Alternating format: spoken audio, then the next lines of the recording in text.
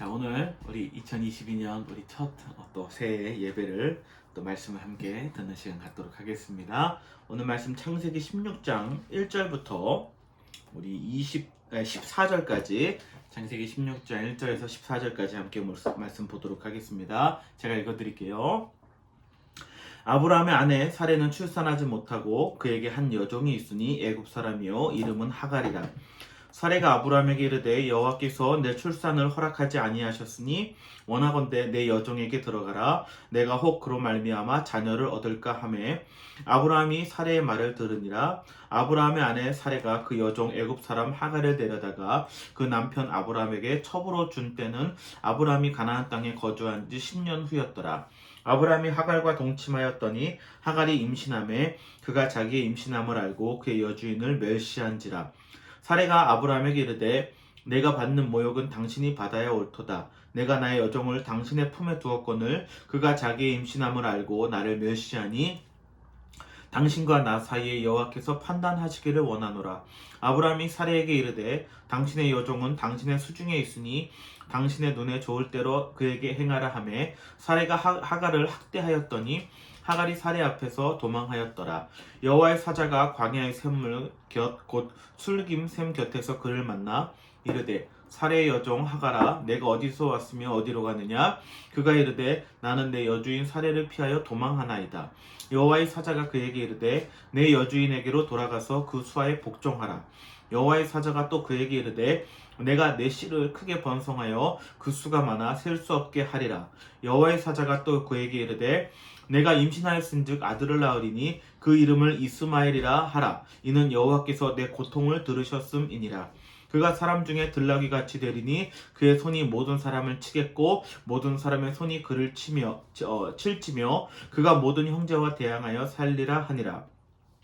하갈이 자기에게 이르신 여호와의 이름을 나를 살피시는 하나님이라 하였으니 이는 내가 어떻게 여기서 나를 살피시는 하나님을 배웠는고 함이라. 이러므로 그 샘을 부엘라 헤로이라 불렀으며 그것은 가데스와 베레 사이에 있더라. 아멘. 2022년이 밝았습니다. 2020 우리에게 있어서 작년도 그렇고 재작년도 그렇고 약 2년 가까이 우리가 코로나로 말미암아 정말로 많은 어려운 터널을 지금도 살아가고 있고 또 2022년 이렇게 또 새로운 또 전문가들의 그런 어떤 이야기를 들으니까 2022년도 그렇게 달라지진 않을 것이다라는 어떤 좀 암울한 전망이 있기도 합니다. 우리에게 있어서 참 이렇게 신년이 밝으면 우리가 많은 것들을 새롭게 기대하고 또 이렇게 살아가는데 그런 암울한 전망이 나올 때마다 좀 이렇게 기분이 그렇게 좋지는 않죠. 그래도 뭔가 좀 좋은 일이 생길 것이다라는 그런 뭔가 그런 기대감들이 넘치는 한 해가 이제 시작됩니다. 이 한 해가 바뀌는 것이 저는 굉장히 중요하다고 생각을 하거든요. 하나님께서 이 어떤 시간에 어떤 것들을 두셔서 한 1년이라는 어떤 시간, 또 한 달, 하루 이렇게 우리가 살아갈 때 넘어질 수 있고 자빠질 수 있고 어려운 일을 당할 수 있는데 원래 우리가 12월 31일에서 1월 1일이 됐다고 해서 갑자기 뭐 모든 것이 바뀌는 건 아니거든요. 그날은 다 똑같죠. 그럼에도 불구하고 어떤 시간의 이런 쿠길이 시간의 어떤 이런 변화를 통해서 우리에게 하여금 다시금 하나님께서 뭔가 새롭게 도전할 수 있는 또 하루를 리셋하고 또 1년을 리셋하고 하루를 다시 한 해를 시작할 수 있는 귀한 은혜를 주시는 것 같아요. 제가 이제 올해 한국 나이로 44이 되는데 만약에 그런 것이 없이 그죠 그냥 뭐 하루하루 살아온 걸로만 따지자면 1년 365일이죠. 곱하기 45 하면은 대충 한 15,000, 16,000일 정도 나오거든요. 그런 날들을 그냥 하루 의미 없이 하루하루 살아왔다고 생각해 보세요. 그러면은 오늘 이 주어진 하루가 뭔가 나에게 새롭게 다가오는 것은 쉽지 않겠죠. 그런데 뭔가 이렇게 한 해가 바뀌고 또 한 살을 먹고 이런 어떤 시간의 변화들을 통해서 올해는 좀 더 내가 달라져야 되겠다. 올해는 좀 더 좋은 한 해가 됐으면 좋겠다. 이런 것들을 기대하고 또 자기를 이렇게 바꿔나가려는 것들이 바로 하나님이 우리에게 주신 귀한 은혜가 아닐까라는 생각을 합니다. 근데 오늘 이제 말씀을 이제 제가 보면서 오늘 왜 이 말씀을 택했냐면 오늘 하갈이라는 인물을 좀 보고 싶은데 우리가 잘 알듯이 하나님께서 아브라함에게 약속을 주십니다. 내 자손을 통해서 한 민족을 이룰 것이다 라는 것이 있는데 그 약속이 바로 이루어지지 않죠. 그러다 보니까 그들이 점점 초조해하고 아브라함과 사레가 초조하게 되고 그래서 결국에는 하나님의 약속을 기다리지 못하고 어떤 인간적인 방법들을 쓰게 됩니다. 그래서 사레가 자기 여종 하갈을 이제 아브라함에게 주게 되고 첩으로 주게 되고 그 사이에서 이제 아이가 임신하는 사건이 오늘 성경에 등장합니다. 그러다 보니까 이 하갈이라는 사람도 자기가 이제 본 주인의 아이를 갖다 보니까 이제 본 철을 좀 약간 무시하는 성향들이 성경에 있었던 것 같아요. 4절에 보니까 아브라함이 하갈과 동침하였더니 하갈이 임신함에 그가 자기 임신함을 알고 그의 여주인을 멸시한지라 이런 일들이 일어나게 됩니다. 그러니까 사례로서는 굉장히 여자로서 수치스럽고 굉장히 자기 모멸감을 갖고 이랬던 것이 있었던 것 같아요. 그래서 5절에 보니까 아브라함에게 좀 따지는 장면들이 나오죠. 5절에 사레가 아브라함에게 이르되 내가 받는 모욕은 당신이 받아야 옳도다. 내가 나의 여종을 당신의 품에 두었거늘 그가 자기 임신함을 알고 나를 멸시하니 당신과 나 사이에 여호와께서 판단하시기를 원하노라. 그러니까 이제 부부 사이에 문제가 생기고 이런 말미암아 어려움들이 있었던 것 같아요. 그랬더니 아브라함이 어떻게 얘기하냐면 6절에 보니까 당신의 여종은 당신의 수중에 있으니 당신의 눈에 좋을 대로 행하라. 좀 약간 좀 방법적으로 저는 좀 좋지 않았다고 보는데 좀 더 평화적인 또 셋이서 함께 할 수 있는 방법들을 찾았어야 되는데 그런 것이 아니라 아브라함의 좀 판단이 약간 잘못되지 않았나라는 생각을 합니다. 그랬더니 어떻게 하냐면 사례가 결국에 하갈을 학대하였더니 하갈이 사례 앞에서 도망하였더라라는 장면이 나와요. 그러니까 이제 하갈이 이 장면 이후로는 어떤 장면이 나오냐면 아이를 임신한 채로 이제 광야로 도망가는 사건이 나옵니다. 그러니까 뭐 지금도 마찬가지지만 광야 그 사막에서 어찌 보면은 한 여인이 그것도 아이가 임신한 채로 살아가는 것은 정말로 어떻게 보면 기적적인 일과 같거든요. 거의 뭐 거기서 어떻게 살 수가 있겠어요? 어떻게 아이를 임신한 채로 아이에게 충분한 영양분을 공급할 수 있겠어요? 그런 어려움들이 닥치게 됩니다. 그랬더니 하나님께서 이제 8절에 보니까 이런 그 성경에 나옵니다.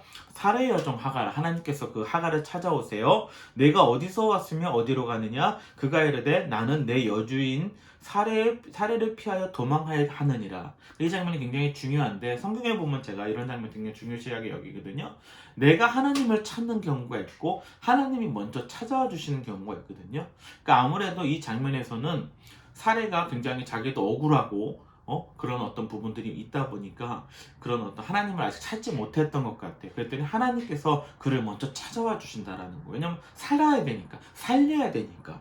그래서 그에게 이렇게 얘기합니다. 9절에 보니까 여호와의 사자가 그에게 이르되 내 여주인에게로 돌아가서 그 수하에 복종하라 라고 얘기를 하는 거예요.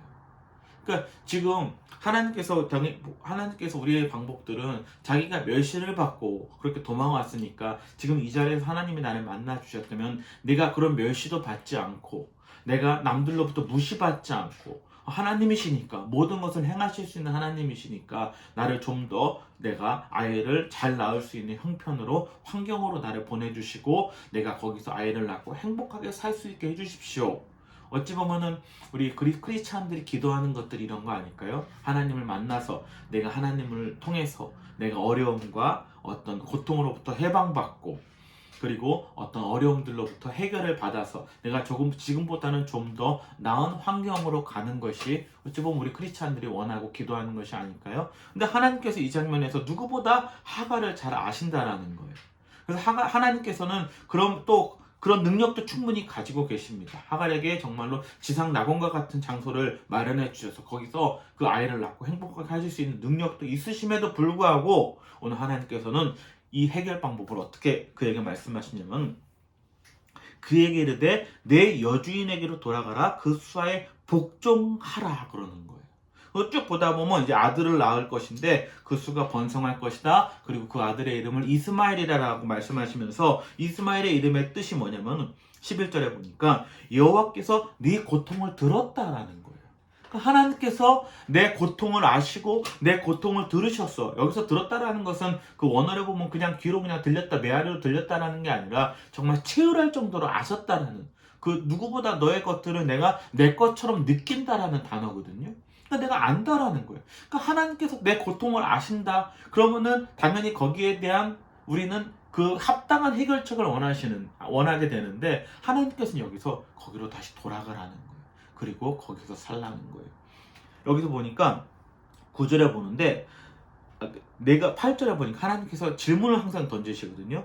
네가 어디서 왔으며 어디로 가느냐라고 얘기를 합니다. 그가 이르되 나는 내 여주인 사례를 피하여 도망한다라는 거예요.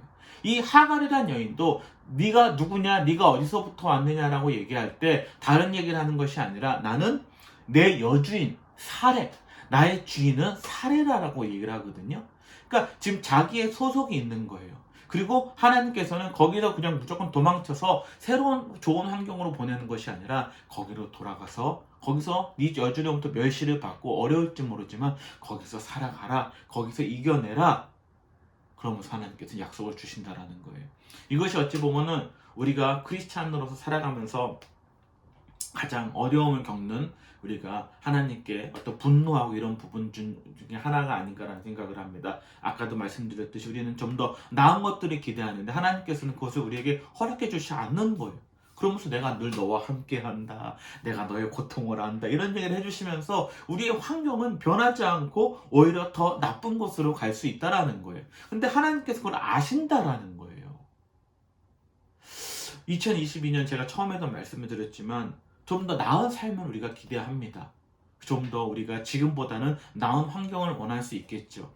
하지만 하나님께서 함께 하시기 때문에 여러분 크리스찬들은 거기에 삶의 이유가 있는 것이거든요. 물론 환경이 저도 좋았으면 좋겠어요. 이 모든 어려운 시국에서 벗어나고 빨리 저도 한국에 가서 가족들도 만나고 싶고 좀 우리가 이런 뭐 격리라든가 없이 자유롭게 사람들끼리 왕래하고 많은 사람들이 마음껏 밖에 돌아다닐 수 있는 세상이 하루빨리라도 오기를 원하지만은 그렇지 않은 환경 가운데 있을지라도 하나님이 없으셔서 그런 것이 아니라 하나님은 아시는데 우리에게 그러한 환경을 허락하시고 그 환경을 통해서 무언가 우리로 하여금 느끼게 하신다라는 거예요.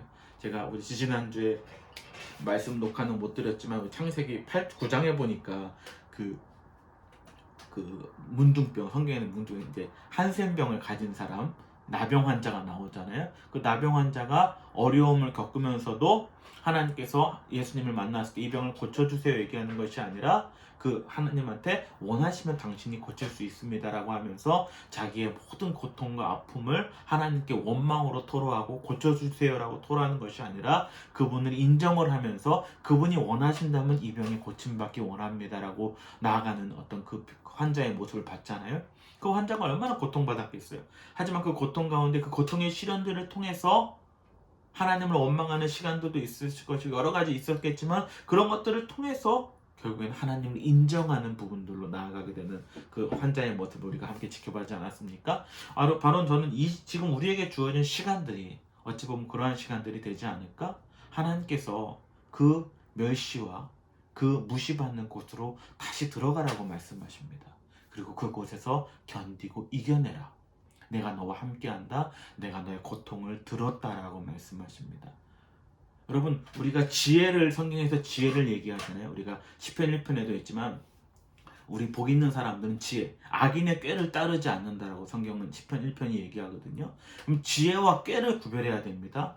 우리 크리스찬들은 어떤 자기가 인간의 방법으로 꾀를 생각해 놓고 그것이 마치 하나님이 나에게 지혜를 주셨더라고 얘기를 하는데 여러분 그것은 성경이 얘기하는 지혜가 아닙니다. 성경의 지혜는 다른 것이 아니라 하나님의 말씀이에요.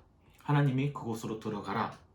아니 왜 그곳으로 들어가야 됩니까? 그 멸시와 무시받고 내가 고통받는 왜 그곳으로 들어가야 됩니까? 하나님이 하라 하셨으면 그 말씀이 지혜라는 거예요.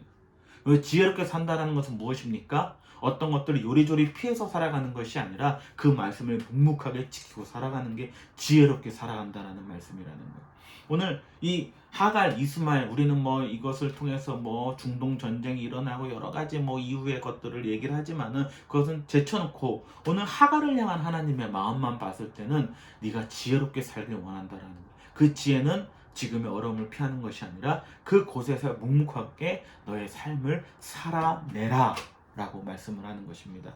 2022년 우리 모든 크리스찬들이 저는 지혜롭게 살기를 원합니다. 그 지혜는 어려움을 피해서 요리조리 피해 다니는 것이 아니라 지금 이 환경 가운데서 하나님은 우리와 함께 하시고 내가 네 고통을 들었고 내가 너와 함께 한다. 그러니 지금 이 상황을 살아내라라고 말씀을 하시는 것입니다. 예전에 교회를 다닐 때 교회에 있어서 저는 뭔가 우리 하나님의 은혜를 받으면 특별한 사람이 된다라고 저는 배웠던 것 같으니까 특별한 소수가 되어서 어찌 보면 하나님의 은혜를 나타내는 것들, 이것이 어찌 보면 교회에서 우리가 누릴 수 있는 한 축복 중에 하나로 가르쳤던 것 같아요. 근데 제가 성경을 볼수록 하나님은 특별한 소수에게 별로 관심이 없으세요. 아니, 관심은 똑같이 있죠. 그렇다고 해서 특별하게 그 사람들만 관심이 있는 것이 아니라 제가 성경을 보면 볼수록 느끼는 것은 무엇이냐면 하나님은 우리에게 그냥 보통의 다수가 되기를 원하는 것 같아요. 거기서 특별하고 특별하지 않다라는 것은 내가 사람들로부터 튀어서 특별하다는 것이 아니라 모두가 특별한 존재로 우리를 만드셨지만은 그 가운데 일반적인 다수가 되어라. 여기서 일반적이라는 것은 그저 정의와 공의를 지키고 살아가는 수많은 사람 중에 우리가 되어라라고 얘기하는 거예요. 우리가 뭔가 특별한 사람이 되어서 세상을 바꾸는 것이 아니라 그냥 일반 민중이 되어서 그 가운데 공의와 정의를 지키고 상식을 알면서 살아가는, 지금의 어려움들을 우리가 같이 감내하며 서로가 돕고 살아가는 그런 삶을 우리에게 요구하시고 우리 모두가 그렇게 변했을 때 이 세상은 좀 더 나은 세상이 되지 않을까? 옛날에는 뭐 경제학 용어일 수 있지만 낙수 효과라고 했어요. 특별한 몇몇의 사람들이, 좀 특별한 돈 있는 사람들이, 재벌들이 그 물이 떨어지는 효과를 통해서 모든 사람이 행복하게 살 것이다. 이것이 예전의 경제의 어떤 그런 논리였거든요. 요즘엔 어떠냐면 분수 효과라 그래요. 그 양극화를 통해서 그 사람들이 나눠질 때 우리 모두가 잘 사는 것이 아니라 중산층이 있어야 된다. 일반 대중들이 많아야 된다. 그들이 분수 효과, 결국 그들이 가진 것들을 거꾸로 물이 떨어져서가 아니라 그들이 뿜어냄으로 말미암아 이 세상이 바뀔 수 있다. 근데 요즘에 중산층이 점점 없어지고 세상은 점점 양극화로 가잖아요. 근데 그것이 잘못됐다라는 거예요. 그런데 교회는 특별한 소수가 되라고 가르쳐야 되는 것이 저는 옳다고 생각하지 않고 그냥 일반 민중이 되어라. 상식을 알고 공의와 정의를 지킬 줄 아는 사람, 남을 보면서 아파할 줄 아는 사람, 지금의 어려움들을 그저 우리가 서로 돕고 힘들고 어렵지만 서로 격려하며 버티고 이것을 이겨내는 삶을 살아라. 이것이 바로 하나님이 우리 자녀들에게 주는 귀한 메시지가 아닐까라는 생각을 합니다. 2022년 할 수만 있으면 이 코로나에서 벗어났으면 좋겠어요. 하지만 그것이 있고 없고를 떠나서 하나님이 나와 함께 하시고 지금 이 어려움 가운데서도 네가 이겨낼 수 있길 원한다. 네가 그 길을 가지 않을래? 혼자 가는 것이 아니다. 내 가족들, 내 주변의 믿음의 동료들과 함께 걸어가지 않을래?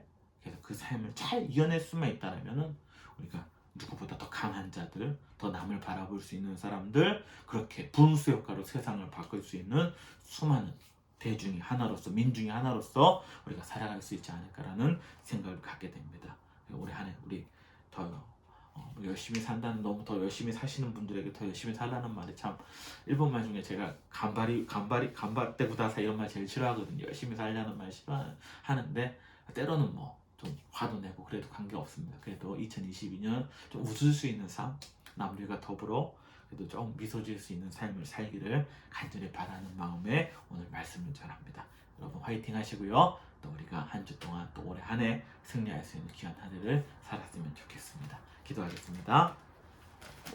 사랑의 하나님 아버지, 감사를 드립니다. 2022년 할 수만 있으면 모든 어려움에서 벗어날 수 있었으면 좋겠습니다. 하지만 그렇지 못할지라도 하나님이 나와 함께 하시며 내 고통을 들으시며 그 어려움 속에서도 넉넉히 이겨낼 수 있는 귀한 한 해 될 수 있도록 하나님께서 큰 은혜를 베풀어 주시옵소서. 나 혼자 할 수 없습니다. 하나님이 나와 함께 하시고 또한 내 주변에 나와 함께 할 수 있는 사람들일 수 있다면 우리 이겨낼 수 있습니다. 고백하며 나아가오니 2022년 우리에게 좋은 한 해로서 내 삶에 기억될 수 있도록, 이 시간들을 통해서 내가 더 하나님을 깊게 알 수 있는 시간들 될 수 있도록 하나님께서 큰 은혜 베풀어 주시옵소서. 모든 것 감사드리며 예수님의 이름으로 기도드립니다. 아멘.